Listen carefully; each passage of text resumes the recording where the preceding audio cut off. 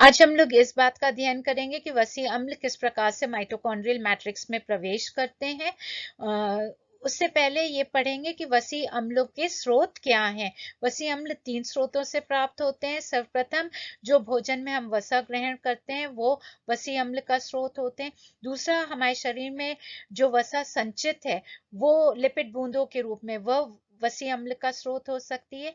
और तीसरा वह अंग है जहाँ वसा संश्लेषित होती है और वहां से वह परिवहित होती है अन्य अंगों तक, जहां पर उसका ऑक्सीकरण होकर वो ऊर्जा प्रदान करता है। तो इस प्रकार से ये 3 स्रोत हैं। कुछ स्पीशीज में तीनों स्रोतों का उपयोग होता है ऊर्जा प्राप्त करने के लिए, और कुछ में एक या दो स्रोतों का ही उपयोग होता है ऊर्जा प्राप्त करने के लिए। वसी अम्लों का ऑक्सीकरण 3 अवस्थाओं में होता है। ये वसी अम्ल जब पूर्णतः ऑक्सीकृत होते हैं तो वो कार्बन डाइऑक्साइड और जल में परिवर्तित होते हैं। प्रथम अवस्था में लंबी श्रृंखला वाला वसी अम्ल 2 कार्बन इकाई एसिटाइल कोए में परिवर्तित होता है। ये बीटा ऑक्सीडेशन के द्वारा होता है। दूसरी अवस्था में एसिटाइल कोए का ऑक्सीकरण कार्बन डाइऑक्साइड में होता है जो कि टीसीए चक्र द्वारा होता है। और तीसरी अवस्था में जो इलेक्ट्रॉन्स का परिवहन होता है अपचयित इलेक्ट्रॉन परिवाहकों के द्वारा, जो कि श्वसन श्रृंखला में होता है, इलेक्ट्रॉन ट्रांसपोर्ट चेन में होता है, जिसके द्वारा एटीपी का निर्माण होता है। इन तीन अवस्थाओं के द्वारा वसी अम्ल पूर्णतया कार्बन डाइऑक्साइड और जल में ऑक्सीकृत होकर ऊर्जा प्रदान करता है। अब हम पढ़ेंगे किस प्रकार वसी अम्ल माइटोकॉन्ड्रिया में प्रवेश करता है। सर्वप्रथम वसी अम्ल का सक्रियण होता है, उसके पश्चात उनको माइटोकॉन्ड्रिया में परिवहित किया जाता है। एंजाइम्स जो वसी अम्ल ऑक्सीकरण किए वो जंतु कोशिकाओं में माइटोकॉन्ड्रियल मैट्रिक्स में उपस्थित होती हैं। वह वसी अम्ल जिनकी कार्बन परमाणु श्रृंखला 12 कार्बन परमाणु से कम है, उन्हें किसी भी परिवहक की आवश्यकता नहीं होती, कोई ट्रांसपोर्टर की आवश्यकता नहीं होती है, और वो माइटोकॉन्ड्रियल मेम्ब्रेन को पार करके मैट्रिक्स में पहुंच सकते हैं।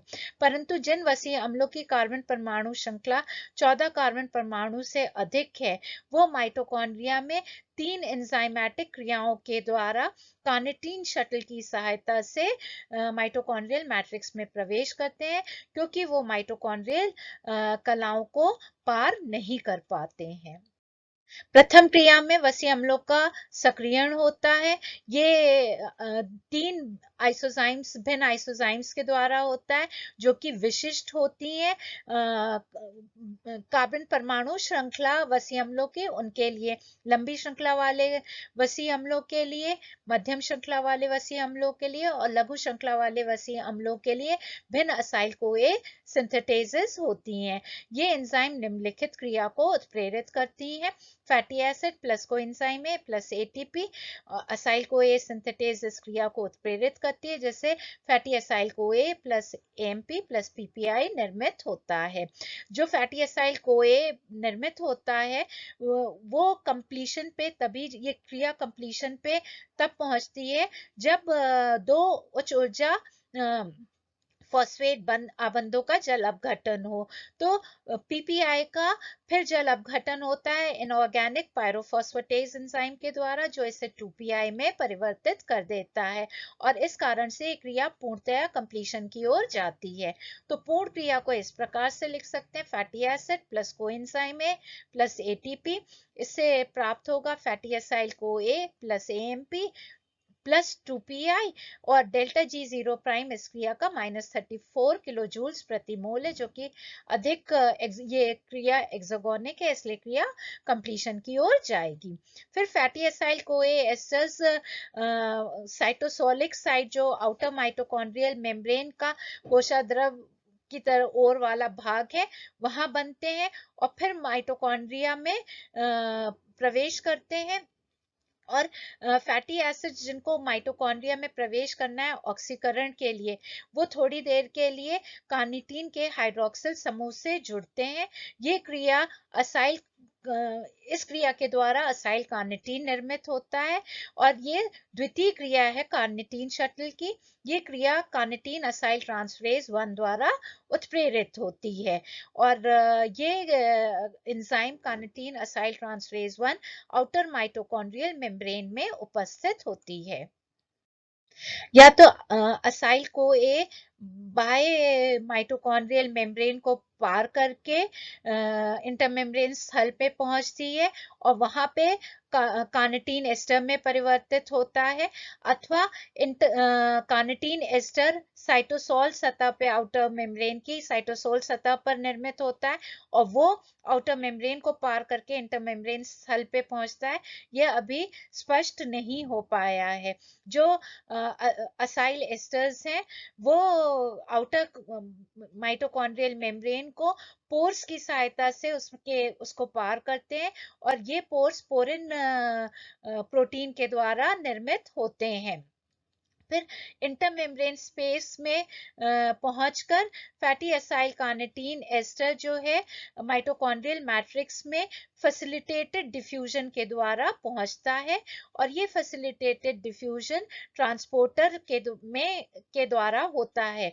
ये ट्रांसपोर्टर का नाम असाइल कार्निटीन कार्निटीन ट्रांसपोर्टर है और ये आंतरिक माइटोकॉन्ड्रियल कला पर उपस्थित होता है।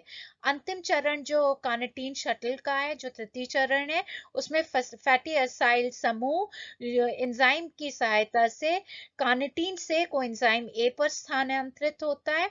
इस क्रिया को कार्निटीन असाइल ट्रांसफरेज 2 उत्प्रेरित करती है। इसकी आइसोजाइम जो है वो आंतरिक माइटोकॉन्ड्रियल कला की आंतरिक सतह पर उपस्थित होती है, जिससे फैटी असाइल को ए पुनः निर्मित हो जाता है और कार्निटीन मुक्त होता है माइटोकॉन्ड्रियल मैट्रिक्स में। ये मुक्त कार्निटीन ट्रांसपोर्टर की सहायता से इंटरमेम्ब्रेन स्थल में वापस आ जाता है।